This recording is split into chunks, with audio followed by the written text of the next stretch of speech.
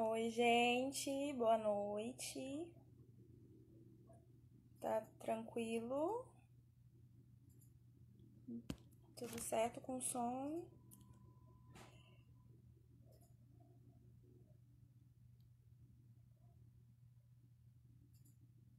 Oi. Oi, gente, sejam muito bem-vindas, bem-vindos, bem-vindes. Tô esperando a Camila pra gente conectar e começar. Tá tranquilo o áudio, o som?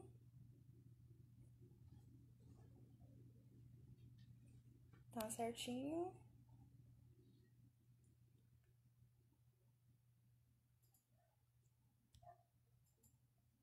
Oi, gente. Como... Deixa eu chamar a Camila.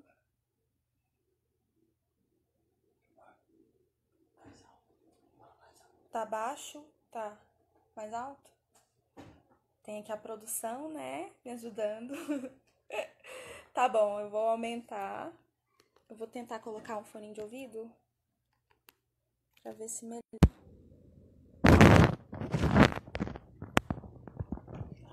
Ai, ai, ai. Prontinho. Então, agora tá melhor o som? Tá, amor? Tá bom o som? Não, é só fala alto, fala pra fora. Ah, ok. Certo? Só esperar mais um pouquinho a Camila.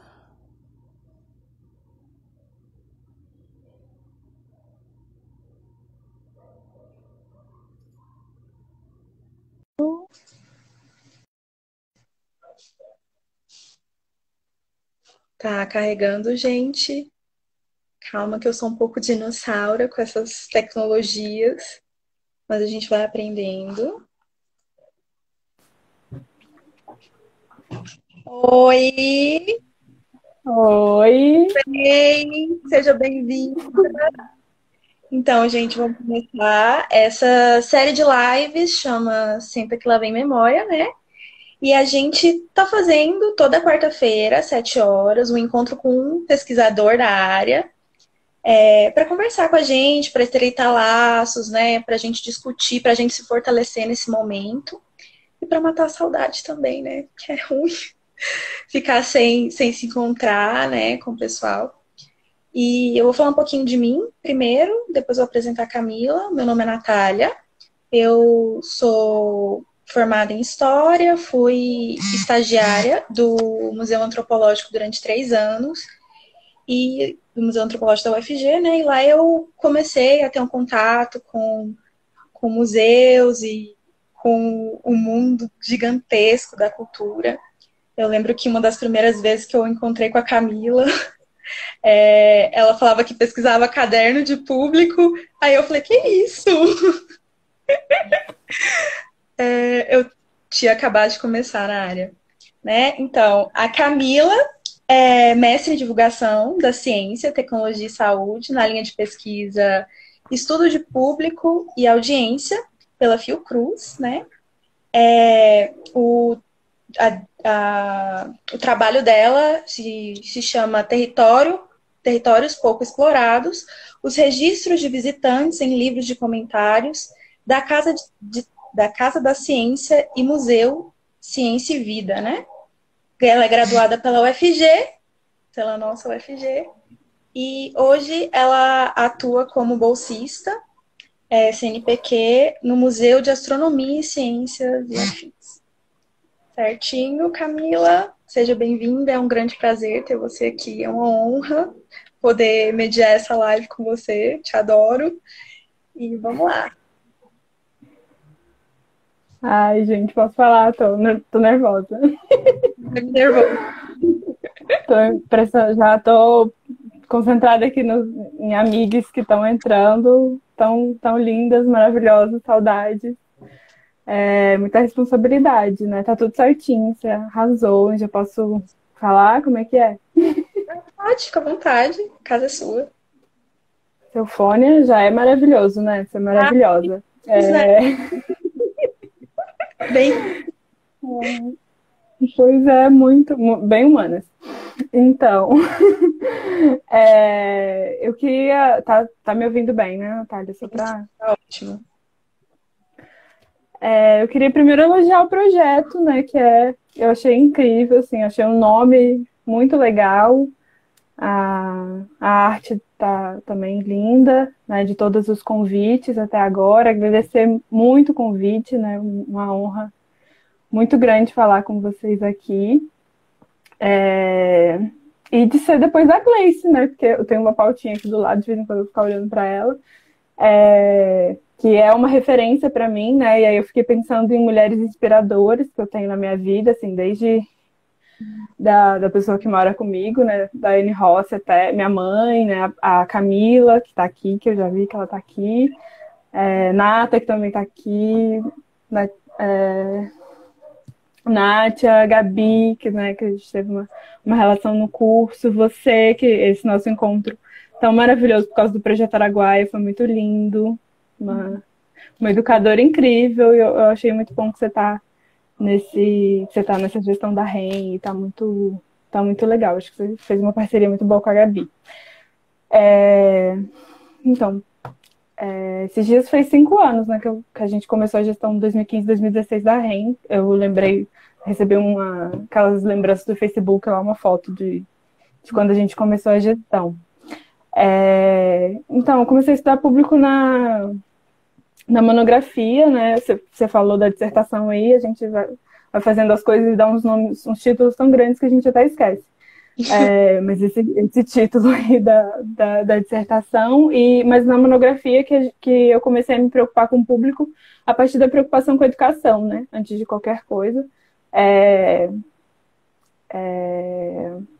Então, eu comecei a pensar com a Camila, que era minha orientadora, que é minha orientadora, que é minha amiga, sobre como que a gente ia fazer nessa monografia. E uma vez ela fez uma nuvem de palavra para mim, em 2014, e essa nuvem de palavra, que é uma arte, nuvem de palavra é uma arte que ela evidencia as palavras que são mais ditas, né, são mais escritas num texto. E aí o maior palavra era público, que estava nessa nuvem. Então, a partir de então, eu fiquei muito nessa relação com o público na monografia, que chama Ações Educativas e seus públicos, né, nos 3 museus aí de Goiânia.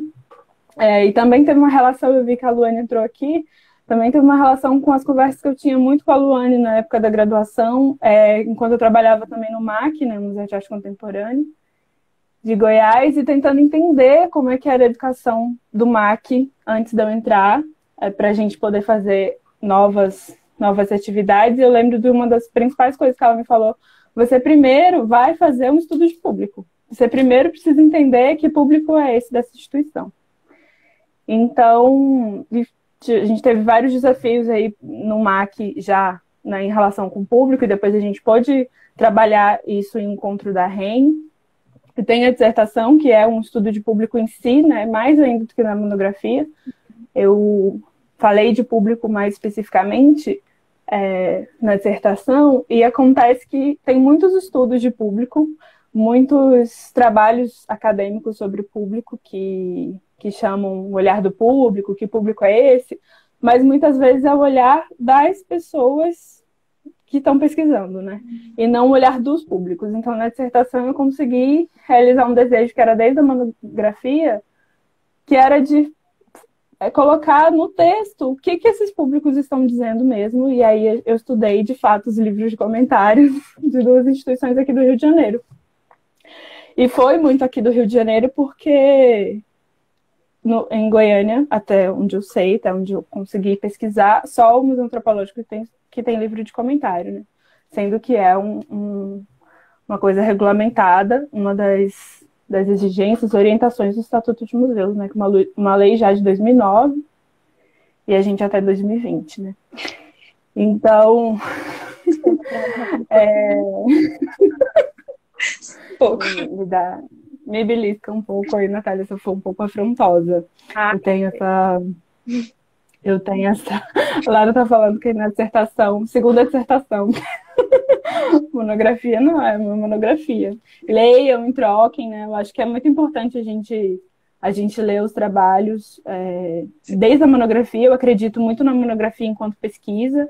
Eu fiz pesquisa já na monografia, então é também importante a gente valorizar esse trabalho desde o início e valorizar o trabalho das colegas, né? A Lara tem um trabalho ótimo com sociomuseologia, né? Museologia social. Então, é importante a gente também trocar e que essas pesquisas não fiquem só em bibliotecas virtuais e que, né, enfim, que também vá para o público, para diferentes públicos, que é o foco da nossa conversa aqui hoje. Então, a gente está, também para aproveitar e fazer um merchan, a gente está no Museu de Astronomia com uma chamada. A gente abriu uma chamada para uma exposição virtual, né, com artes de crianças de 3 a 15 anos. E nessa chamada, a gente já recebeu cerca de 150 inscrições, só que muitas dessas inscrições são crianças que já frequentam museus, são crianças que estão em cidades que têm museus, né? São crianças de todas as regiões do Brasil, por causa dessa potencialidade agora das relações com a internet, né, que muita gente aqui que não está em Goiânia está podendo ver essa live, e ao mesmo tempo muita gente que não tem acesso à internet que não está podendo ver essa live, mesmo estando em vários lugares, né. A gente não precisa ir longe para falar de acesso à internet, sendo que eu tenho na nossa equipe de educação, da coordenação de educação do MASH, a gente tem pessoas que têm dificuldade ou com aparelho, né, ou com computador, ou com acesso à internet, ou que não tem costume, então estão meio que sozinhas, né, em casa, tendo que dar conta do trabalho. E então a Giovana está falando aqui que o trabalho da Yasmin foi aceito na exposição, e é muito importante que tenham trabalhos fora do Rio de Janeiro, mesmo que a maior parte dos trabalhos sejam no Rio, né? Mas a gente tá nesse esforço de fazer essa maior adesão, né, de outros públicos, de diferentes públicos. É sempre um desafio, é sempre uma busca muito grande, pelo menos para mim, pessoalmente, enquanto educadora, né? Acho que os museus eles não existem se não for para isso. Não. Senão são arquivos, nem isso, porque também recebe o público, mas um público mais específico. Eu acho que tem que ser uma coisa o mais difundida possível. Então, e aí pensando nisso, que público é esse, né, que está se comunicando com a gente nesse momento? Está se comunicando com museus como o MASH, está se comunicando aqui com a REM Goiás, com a REM Bahia também, que está criando um grupo de estudo agora. Então, que público é esse, né? É o público potencial que pode acessar, que acessa outras culturas, mas que não museu? É o público efetivo que já ia nos museus físicos e seguem acompanhando os museus agora nessa fase virtual, ou os não visitantes? Então, os estudos de público, eles também ficam muito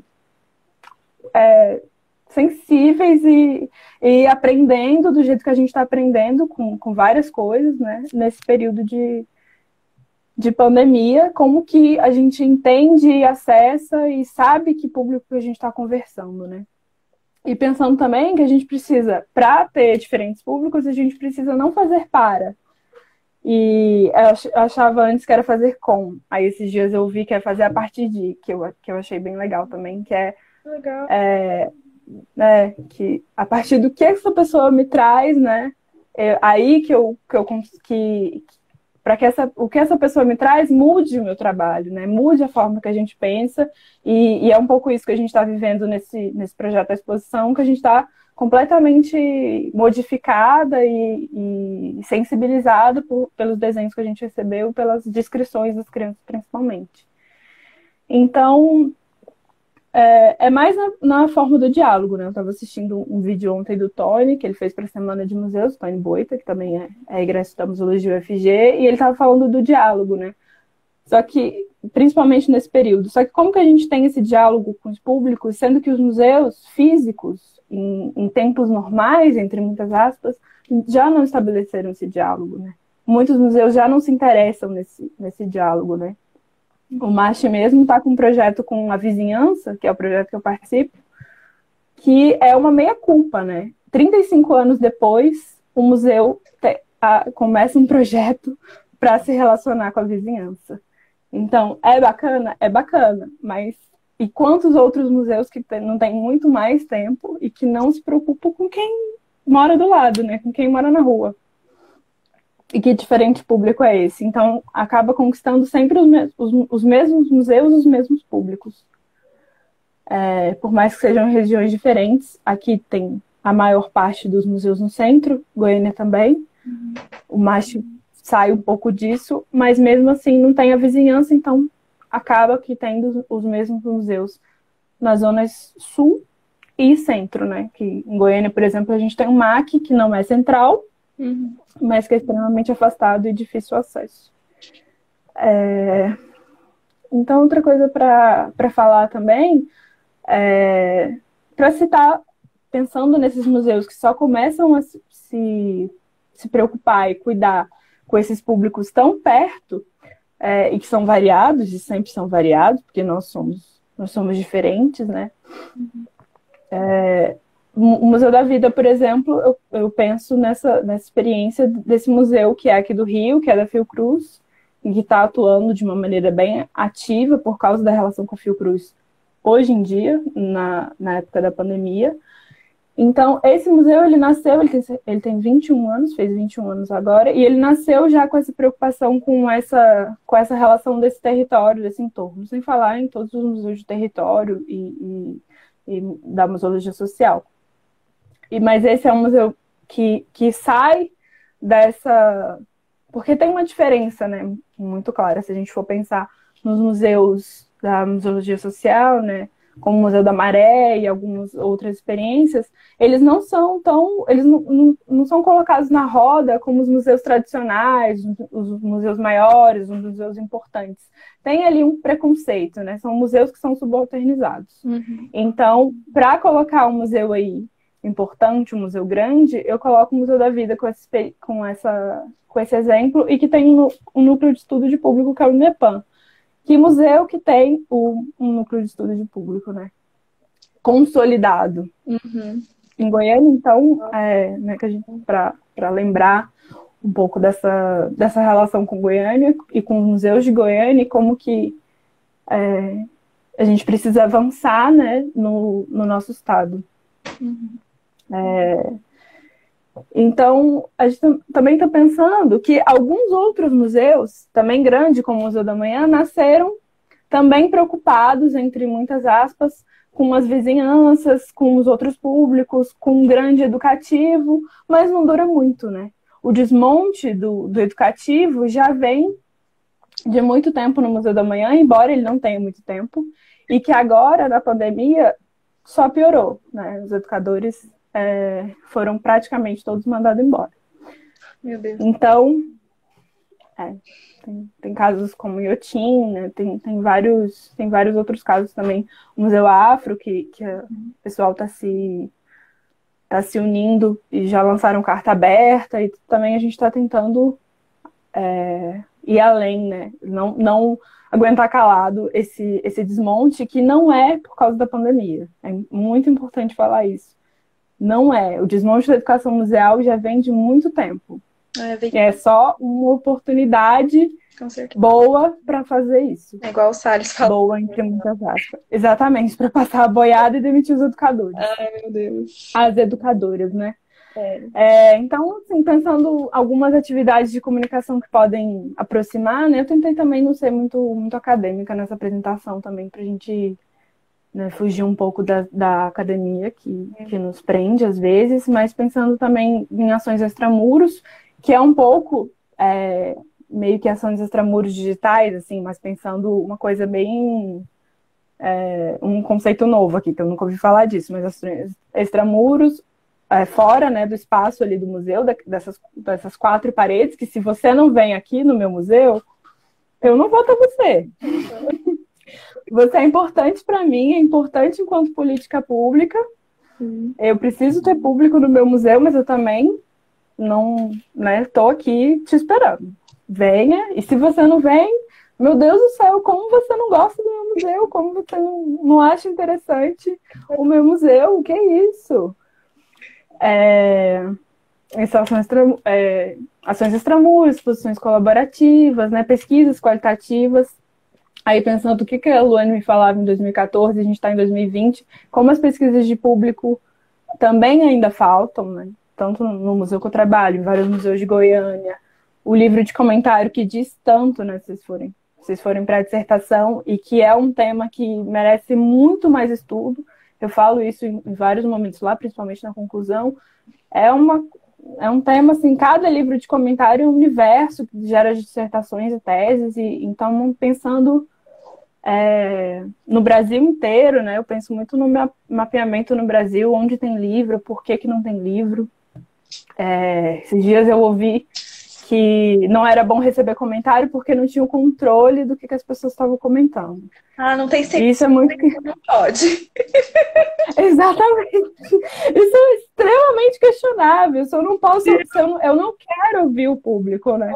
Aqui tem tanta dificuldade, tem tantas poucas pesquisas sobre estudo de público, principalmente sobre livro de comentário, que eu tive que usar muitas publicações internacionais na dissertação que a minha orientadora achou. Então, nessas publicações tem um autor que diz que os museus não querem ouvir, não estão abertos a ouvir as críticas, não querem saber o que o público tem a dizer. Porque é isso, se eu não posso controlar, por que eu vou ouvir, né? Eu tenho que ter uma censura aí, né? E aí, eu também penso que é importante falar... pensando no começo de como eu comecei a estudar público por causa da educação. Como que a gente fala de público e de diferentes públicos, se a gente não dá condições para as nossas educadoras, né? Que somos, eu acredito que somos maioria mulheres, grande maioria mulheres. Embora as redes são redes de educadores, né? Que estão na linha de frente, assim, para usar um termo bem rotineiro agora, né, da questão da saúde, da pandemia. Então, como que eu vou alcançar e ir além para buscar mais público, sendo que eu não tenho condição para mim, assim. Uma vez eu ouvi num outro trabalho, numa outra experiência, a moça falando que a gente tinha uma experiência que a gente tinha péssimas condições de trabalho.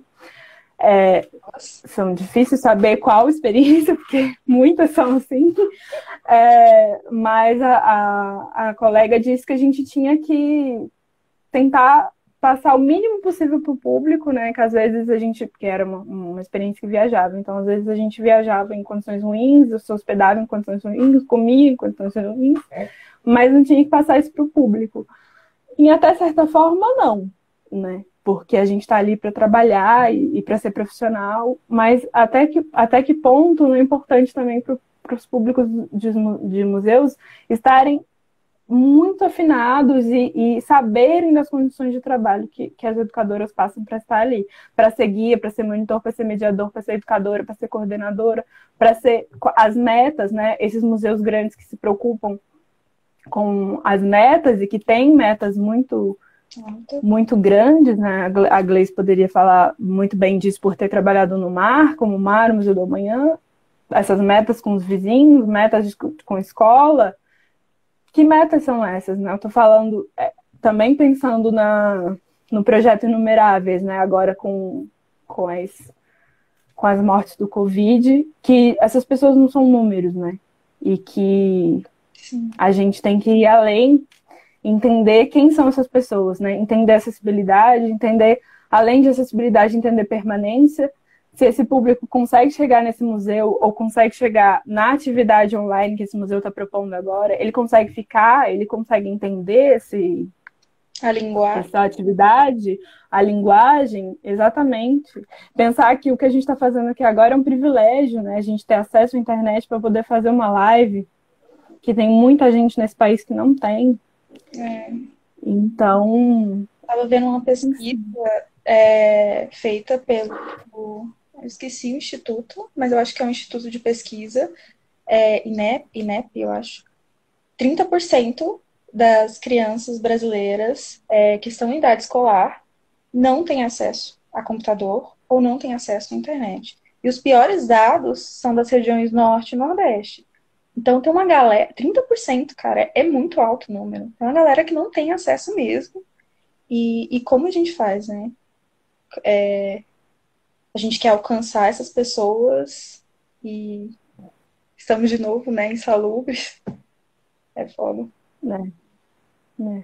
Que a gente pensa em alcançar e se o que essas pessoas precisam é muito mais do que museu nesse momento, em alguns momentos, né? Uma vez, num projeto de arqueologia, de educação patrimonial, a gente foi para uma comunidade muito no interior do Piauí, Riacho do Anselmo, e a gente chegou lá e encontrou uma senhora que não conseguia ir para a cidade, que é do interior, mas eles moram numa comunidade ligada a essa cidade interior, né? Muito longe da cidade interior, da capital, então, muito menos. Então, ela não estava conseguindo ir fazer exames, estava doente e passando mal, e aí a gente fez a nossa atividade, e durante a nossa atividade a gente teve uma outra moça que passou mal, e a gente com aquele carro, com aquela exposição de arqueologia, eu falei, gente, peraí, eu acho que essas pessoas precisam de outras coisas, assim. Eu tô rindo, mas no dia eu fiquei muito mal e disse pra minha mãe que eu tinha conhecido que eu tinha visto coisas que eu nunca tinha visto na vida. A gente nem imagina. Né, naquele momento, que a gente nem imagina. Então, que público é esse, né? Que instituições são essas do patrimônio nacional, né? E que não olham para as pessoas que trabalham dentro da instituição, né? A gente não precisa ir longe para falar de público.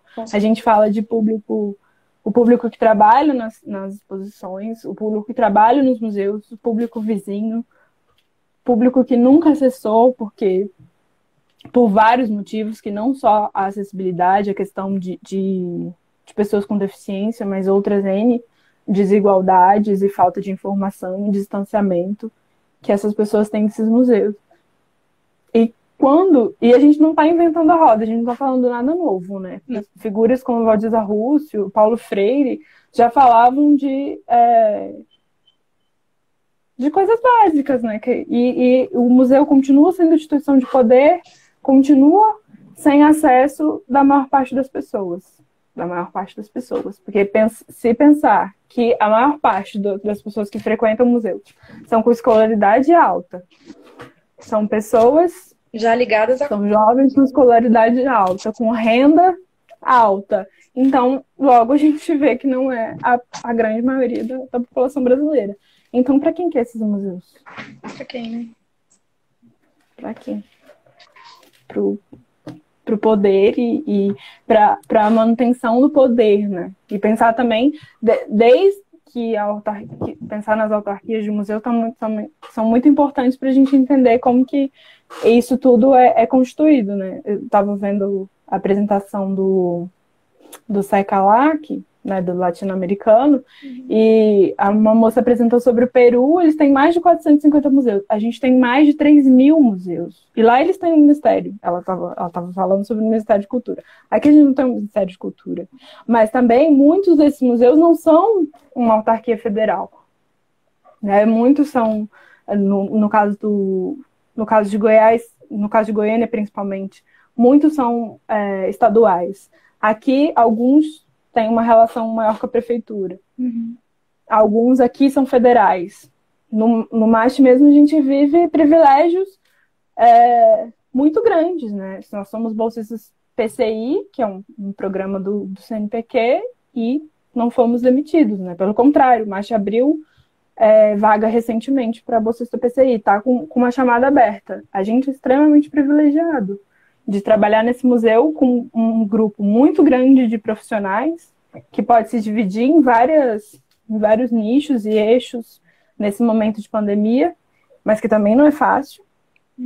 A pressão em cima da gente é muito grande, né? O cantinho do educador aí que a gente ganhou nas redes sociais, o cantinho do educativo,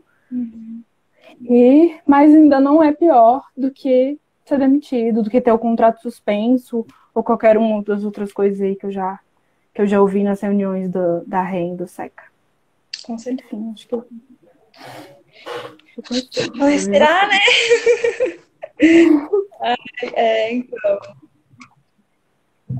Então, faz muito sentido pensar como esses museus se configuram, né? Esses museus que é para um público já de nível econômico alto, e faz sentido porque eles não querem o livro de comentários, faz sentido muitas coisas, né? Se a gente for analisar. Enfim, bem forte essas coisas, né? A gente precisa conversar sobre isso. Mas antes eu queria... você tem algumas perguntas para você, querida? Mas antes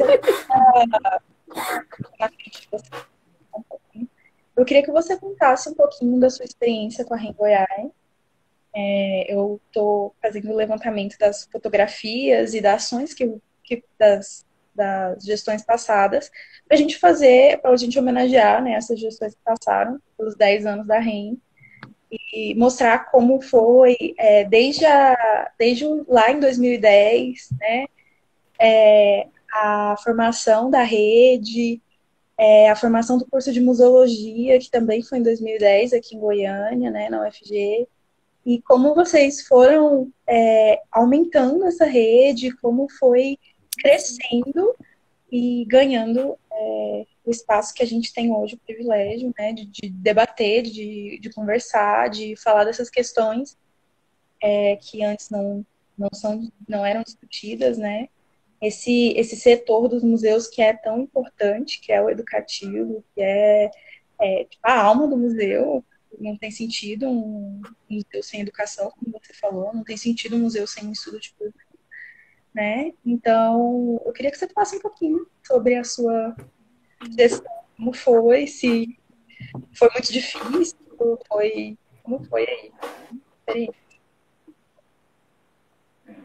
Então, fiquei um ano, né, na gestão, como geralmente é, né? Algumas coisas em alguns momentos são diferentes, mas a gente teve a gestão de 2016 a 2015 a 2016, e aí eu estava como secretária e como bolsista voluntária, né? Aí, por causa da relação da REM com o curso de museologia, a coordenação da professora, né, na época, nessa integração com o curso de museologia era da Camila, e a gente tinha a coordenação da Luane, que muitas das coisas que a gente viveu nesse período de coordenação, eu não entendi na época. Tinha 2 anos de graduação, né? Estava no 3º ano de graduação, então muitas das coisas a gente não entendia, e hoje eu entendo a importância do profissionalismo, a importância do público, a importância de várias coisas que a gente tentou abarcar na nossa gestão, que teve 5 encontros que foram pensados de uma maneira muito cuidadosa e tentando atuar em diferentes frentes, né? A gente tinha o nosso tema central, que era arte, museus e acessibilidade, e a gente falou sobre público no primeiro encontro, né? O público da Esplanada, ali do MAC, que não frequentava o MAC. Então a gente abriu o MAC num horário que o MAC não abre.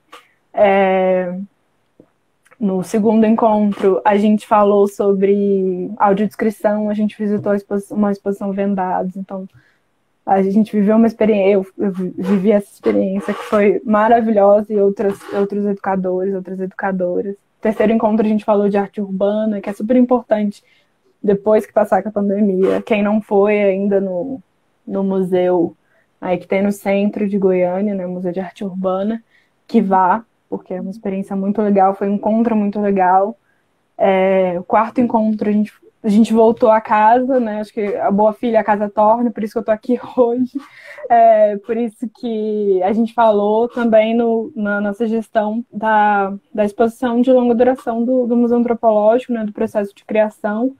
Eu estava comentando até hoje que aqui em casa que quem cria exposição, quem coloca uma exposição no ar tem que ser muito, muito aplaudido e valorizado, porque não é um processo fácil. É muito difícil.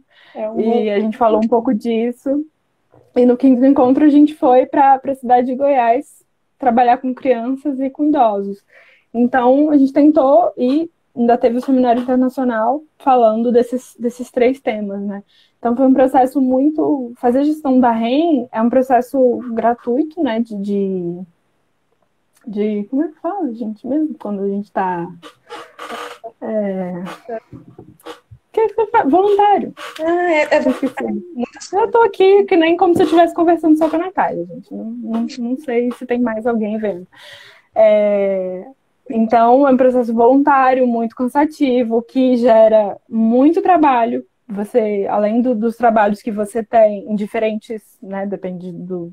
Aí eu estava na graduação na época, no TCC, porque eu fiquei muitos anos cuidando do TCC. Uhum. Para que ele virasse essa dissertação, não. Para que ele fosse uma pesquisa minimamente consistente. Então, eu estava às voltas com isso, a Luane tinha os trabalhos dela, a Camila também, e a REM nos dava muito trabalho, mas era extremamente gratificante os encontros, as pesquisas de público que a gente conseguiu fazer em alguns encontros. Uhum. Eu lembro que o primeiro e o do segundo também teve pesquisa, eu acho que o quarto também teve pesquisa de público. Então, foi um processo muito, muito bom, e eu sigo sendo da REM, assim, sigo mesmo estando aqui no Rio. E acho que é isso, não sei se eu respondi. Respondeu sim, obrigada. É realmente muito gratificante, né? É cansativo, rola umas tretas, né? Museu de treta, e não sabe. A gente tem algumas desavenças e tal, mas sempre dá certo, a gente sabe dialogar. Isso aqui é um espaço democrático. E é isso, né? Obrigada. A primeira pergunta é sobre da Trista Dutra, é a minha mãe. É a minha mãe. Obrigada, mãe. As famílias e amigas que seguram as lives. Sim. Ela está querendo saber um pouquinho da sua metodologia de pesquisa sobre os cadernos de comentário. Como que você, se você lê todo o caderno de comentário, como você... Ela não... Enfim, não sei. É uma pergunta muito boa, porque eu tenho um amor imenso e eterno com livro de comentários. Se eu pudesse, eu ficava só nisso na vida. Mas, então, processo para dissertação, a gente pegou um recorte, né, de tempo, que foi de 2011 a 2018. E aí, todos esses livros que estavam nessas 2 instituições, e por que esse recorte? Porque um dos museus... que inclusive é um museu da Baixada também, que é importante essa relação, né, essa inter-relação que a gente estabeleceu na dissertação, que é um museu da Zona Sul, aqui do Rio de Janeiro, e um museu da Baixada Fluminense, né, um museu do interior, de Duque de Caxias. Então, esse museu ele abriu em 2011. Então, a gente pegou de 2011 para lá, e eu já ouvi que livro de comentário não é para o Museu de Ciência, mas a Casa da Ciência, que é o museu da Zona Sul, ele tem livro de comentário desde 98, ele é de 95. Mas por vários problemas e dificuldades que a casa já teve na sua relação com a FRJ, de espaço, alguns livros acabaram meio que perdidos, e elas estavam com uma arquivista na época fazendo essa reorganização. Então, todos os livros que elas conseguiram coletar, né, que elas conseguiram encontrar desse período de 2011 a 2018, eu fotografei todas as páginas, porque o livro ele não sai do museu, né? Então, ou eu vou trabalhar no museu, ou eu fotografo e levo para casa. Aí eu fotografei todas as páginas, e aí da Casa da Ciência eu não fotografei só os que eu ia trabalhar. Eu fotografei todas as páginas de todos os livros que ela me deu. Uma pesquisadora. Sim, porque a gente não perde uma fonte, né? Ali na minha relação com as historiadoras. A gente não perde uma fonte. Então, a gente vai usar em algum momento da vida que a gente tiver tempo, porque pesquisa de livros de comentário demanda muito tempo. Porque o que eu fiz? Aí eu digitei todos os comentários, então, consequentemente, eu li todos os comentários, e algumas letras são um pouco difíceis, a gente vai melhorando em entender essas letras. Na paleografia. E aí a caligrafia, e digitei todos esses comentários, e aí a gente foi buscar a metodologia que chama-se análise de conteúdo, de uma pesquisadora, Bardan, que eu fui categorizando, né, essas informações. Deu 1.500 e alguns comentários, 1.511, se não me engano. E aí eu categorizei em 7 categorias, que é acessibilidade, papel dos museus, porque tinham alguns comentários, não muitos, mas alguns que a gente quis dar visibilidade, né? E tendo uma categoria a gente fez isso. Alguns comentários sobre a importância da FRJ, tinham muitos comentários da época do golpe, né, de 2016, e pensando também que esse desmonte que eu comentei, a gente vê de 2016 para cá, principalmente do ano passado para cá. Então, tinha muitos comentários, alguns comentários falando sobre isso. Então, uma das categorias era essa: acessibilidade, infraestrutura, equipe, que primeiro era mediação, né? Então falavam muito da figura, né? Eu falo figura porque nesses comentários não tinha um entendimento do que era essa pessoa. Se ela era educadora, se ela era guia, se ela era monitora, se ela era difusora, tinha alguns nomes assim que eu nunca nem tinha ouvido para se referir a essa pessoa que acompanhou a visitante na exposição. Então, a gente fez essas categorias, e aí eu falo na dissertação sobre essas 7 categorias de uma maneira detalhada, né? Aí tem exemplos de comentários, aí eu comento sobre os comentários. Então esse mais ou menos o processo. Então o mais trabalhoso é digitar todos eles. E aí, só que é um processo também que tem que ser feito pela pesquisadora, porque enquanto eu vou digitando, eu vou já separando algumas coisas que são relevantes para a construção dessas categorias e para que a gente possa olhar melhor cada um deles, assim, né? Não, claro que não foram os 1.500 para dissertação, mas foram bastante por causa dessas categorias. Então, já ia separando aí. E levantei, acho que umas 15 categorias, e aí conversando com a orientadora, a gente foi ajustando para as 7 que a gente apresentou no final. A dissertação está online, vejam, está no site do programa, fiquem à vontade. Então, todo esse trabalho, não foi à toa que a Lara disse que é uma dissertação. Mas vamos lá. A próxima pergunta é da Gabi Neres.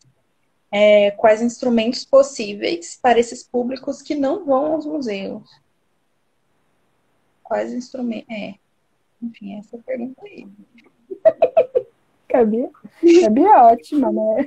A gente fez um trabalho bacana, né, no projeto que a Camila coordena, que é o projeto do Rio Araguaia, e trabalhando com outros públicos, né, de Aruanã, que é uma possibilidade, e também trabalhando com alguns públicos diferentes em Goiânia, a partir da possibilidade de um ônibus, né, que a questão de transporte, de escola, principalmente, né? A questão de transporte é um grande problema, né? Um grande empecilho para visitar os museus. Embora muitos dos museus, a maior parte dos visitantes é o público escolar, né? Principalmente dia de semana. Então, alguns projetos como esse, focando mais nesse público que eu sei que não visita, mas primeiro, para saber que não visita, eu preciso fazer esse estudo de público, né? Entender que público é esse que está visitando esse museu para conseguir focar nos que não visitam, né? Então, esse exemplo do MASH, que chama esse projeto Nós no MASH, que é um projeto focado na vizinhança, e a gente é um projeto de 5 anos, mas a gente está nesse primeiro ano conversando mais especificamente com as escolas, até vir a pandemia, né? Com a relação com as escolas tá uma relação muito difícil por causa do momento muito difícil que a rede escolar toda está passando, né? Falta de acesso à internet, professores tendo que se reinventar. Então, pensando também numa profissão subjugada de uma maneira geral, entre educadoras e professoras também, né? Que a subalternidade da educação em museu, ela vem também da falta de relação e de valorização, né, do professor nesse país, que não ganha bem, que já tem dificuldades e agora ainda tem esse novo desafio para apresentar. Mas quando a gente estava conseguindo ir nas escolas, a gente já tinha visto algumas diretoras, professoras, que foi com quem a gente conversou, que não tinha ido ao Almast. E a gente foi em escolas que eram só atravessar a rua. Então, já foi uma relação. E aí você vai e reforça, o museu é gratuito, você pode ir, mesmo que a gente saiba também que nem sempre isso é o empecilho principal para que a pessoa não vá, né? Uma das professoras mesmo disse pra gente que são o que a gente já ouviu muito também, que são lugares muito sacralizados e grandes estruturas, e então como é que você chega nesse ambiente, né? A Gleice falou na semana passada que ela não era uma visitante de museu na sua infância e adolescência, né? Eu também não era. Eu fui no Zoroastro quando criança, com a escola, não me lembrava muito dessa visita. Fui no Museu de Morfologia, que depois eu estudei na monografia, na época do ensino médio, que a gente foi visitar o FG, como uma intenção assim, do vestibular e não de visitar museu, cultural, nada disso. Era para você conhecer a faculdade que você tinha que entrar. Então, e aí a gente passou pelo Museu de Morfologia. Essas são as duas experiências que eu tinha com o museu até os 20 anos em que eu fui começar um curso que as pessoas falavam para mim: como você vai começar esse curso museologia, sendo que nem tem museu aqui nessa cidade, nós temos 16, né? Não sei como é que está isso atualmente, mas na época da monografia eram 16. Então, comunicação, né? Quais são esses instrumentos, Gabi? Acho que muito da comunicação, né? Pessoas que vão ao MAC, vão ao Centro Cultural e não sabem que o MAC é lá. Pessoas que vão no MAST, em vários eixos, assim. Também pensar como que a comunicação dos museus é um instrumento de poder, né? Como que um museu famoso, né? Os museus globais, eles têm uma adesão maior do público e muitas vezes eles são pagos, né? Então, os museus gratuitos, públicos, não interessa comunicar, não interessa ter público, não interessa difundir mais isso, a quem interessa, né? Realmente. Não sei, mas é muito difícil mesmo. Não é fácil. Você tem mais uma pergunta, né, gente? Se vocês quiserem perguntar alguma coisa para Camila. Deixa eu ver aqui. Não, tem sim perguntas aqui. A próxima pergunta é da Nini Vaio.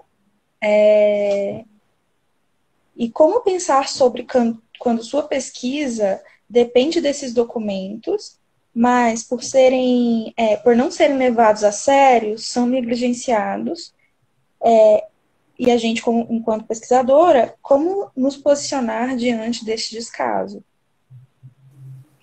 Sobre precisar dos instrumentos e eles não serem cuidados porque não são importantes, é isso, né?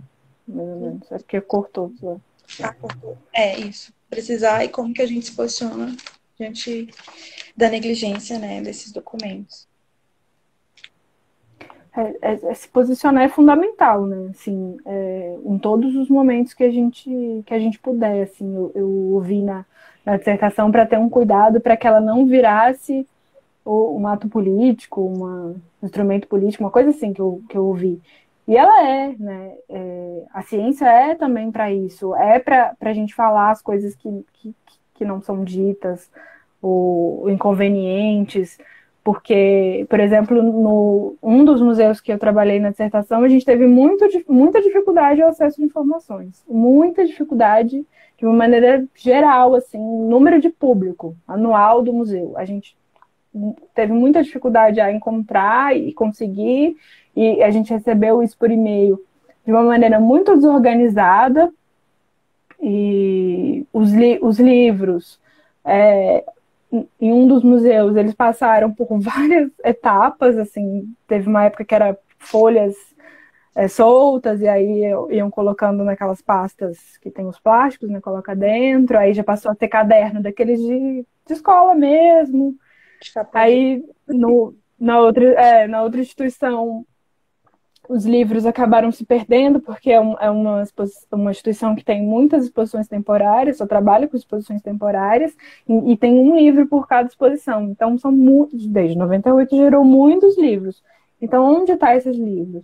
Aí, a instituição que o museu serve, né, a autarquia do museu, coloca o museu e o arquivo onde quer e pinga e molha esse acervo. E também é importante falar, desde dessas relações aí, dessas conversas que eu tinha com a Luane sobre a ação educativa do MAC, é importante falar também sobre a junção do educativo com as outras questões da cadeia operatória museológica, né? Se a gente vou falar rapidamente, mas é que a gente fala de pesquisa, a gente fala de salvaguarda, né, que envolve conservação e documentação, a gente fala de comunicação, que é o que a gente está fazendo aqui, falando especificamente de público, mas comunicação que é entre a exposição e a ação educativa. Então, eu não conseguia no MAC saber o que já tinha sido feito, porque não tem documentação da ação educativa anterior do museu.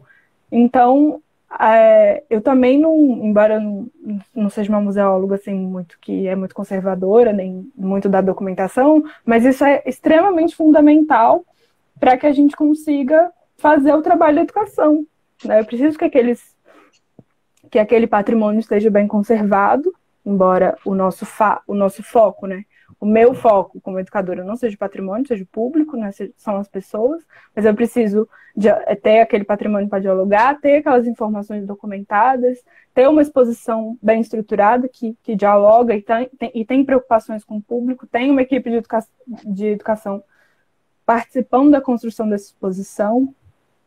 Então, é se posicionar, é escrever na dissertação, escrever na monografia, e aí a orientadora dá uma ajuda, né? Fala, olha, Camila, isso aqui tá demais, dá uma diminuída, porque é o seu estado, né? Você tem as relações políticas, os tensionamentos, mas é importante falar que o arquivo está desorganizado, no caso das instituições da dissertação.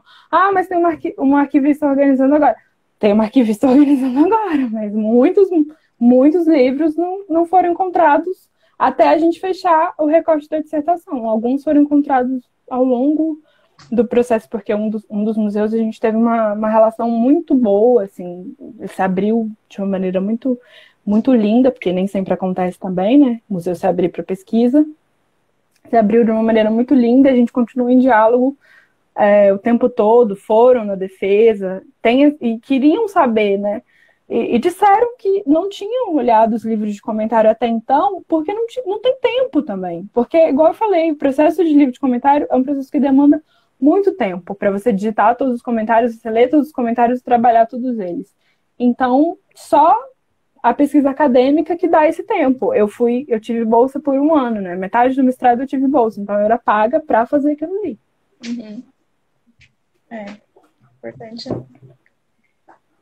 A gente tem mais alguns comentários. Aqui tem um comentário da Lara, né? Que é, assim, a falta de acesso nos espaços museais, assim, é uma coisa que dói bastante, realmente. Ela falou que, para constatar a falta de acesso desses espaços, me dói ver uma pessoa dizer que não acha que acha que não consegue visitar o museu, né? Por ser aquele espaço suntuoso, tipo, não tem nem roupa para ir. Essas coisas que eu já ouvi também. Não tem nem roupa para ir em museu, eu nem sei onde fica o museu. Não tem museu em Goiânia, não tem museu. Enfim. Tem também o pessoal que fez parte, as meninas que fizeram parte da sua gestão, agradecendo e compartilhando, agradecendo a professora Camila, a professora Luane, né, as experiências que vocês passaram juntas. e acho que é a sua mãe, não sei, falando que as mães participam sempre, que apoiam a gente. Eu amo você, mãe, obrigada. Tem mais um aqui para você falar mais da mega exposição virtual que tu está coordenando com a equipe do MASH. Afinal, é totalmente produzida pelo público. Eu quero que você fale, por favor. Também quero. Eu vi um comentário aqui eu fico assistindo as lives e fico olhando mais os comentários do que a própria live. Eu sou terrível com essa coisa de comentário. Eu vi aqui a Lara reclamando que não tá se sentindo incluída. Gente, a gestão da REM tinha a Lara, tinha a Nathalie, tinha quem mais? Tinha a Juliana. São mulheres maravilhosas que estiveram nessa gestão e que é super importante. Gente, a exposição, aí o processo muito, muito cansativo também, mas muito gratificante.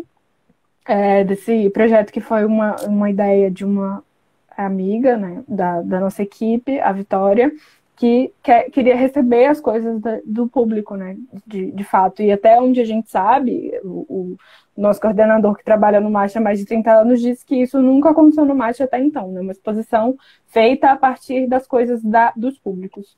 Então, é uma exposição que vai ter só a arte das crianças e adolescentes que mandaram seus desenhos. E alguém teve uma ideia também maravilhosa de pedir para que as crianças contassem um pouco sobre essa arte. E as coisas que a gente recebeu são muito lindas, assim, são de chorar. É muito lindo e vão estar junto com o desenho. Então, quando a exposição ser lançada em junho, a gente vai ver descrição por descrição, né? São mais de 100 desenhos. Então, a exposição é realmente um projeto muito lindo, que a gente tem muito orgulho.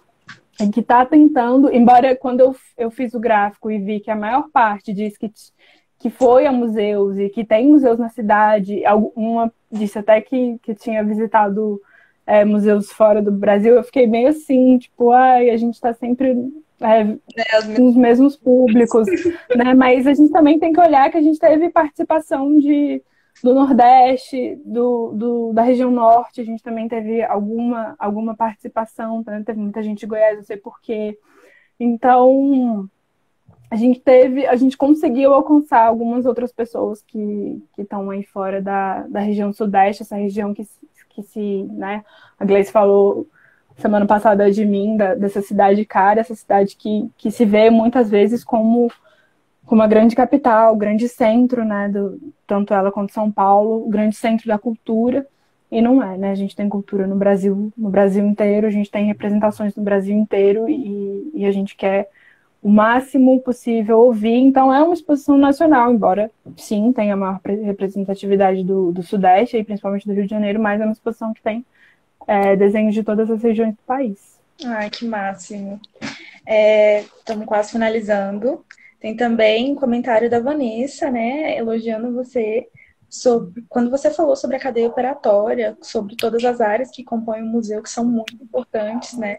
Sem uma dessas áreas, o museu fica realmente com lacunas, né? E ela fala que muitas vezes a comunicação fica muito prejudicada, infelizmente, pois a pesquisa e a salvaguarda não são consideradas saneamento básico, né? Ninguém vê, ninguém sabe da existência desse pessoal que trabalha muito.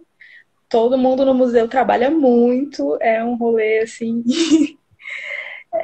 de pessoas guerreiras. Num país que não valoriza a cultura. É isso aí!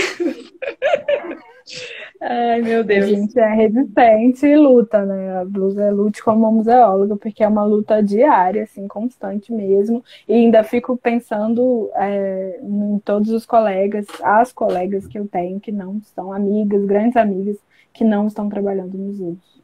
Com certeza. Ou na área, enfim. Então, né? Não é pra pesar o rolê, Natália. Vamos ser leves, vamos ser leves. Meu Deus, socorro. Então, eu quero agradecer, Camila, pela honra de poder conversar com você. A gente precisa fazer isso mais vezes, saudades. Tem um comentário aqui da Thay que eu achei muito legal, acho ótimo para fechar a nossa live, que é museus mostrando que não são coisas do passado. os museus. Né? Então, a gente tem 30 segundos, 25. Nada. Gente, certificados, tá no link lá da nossa bio, da REM. Vocês entram lá, preenchem um formulário, a gente vai enviar o certificado para vocês. Eu mesmo vou fazer, a Gabi vai trabalhar. A gente vai trabalhar em conjunto aqui, né?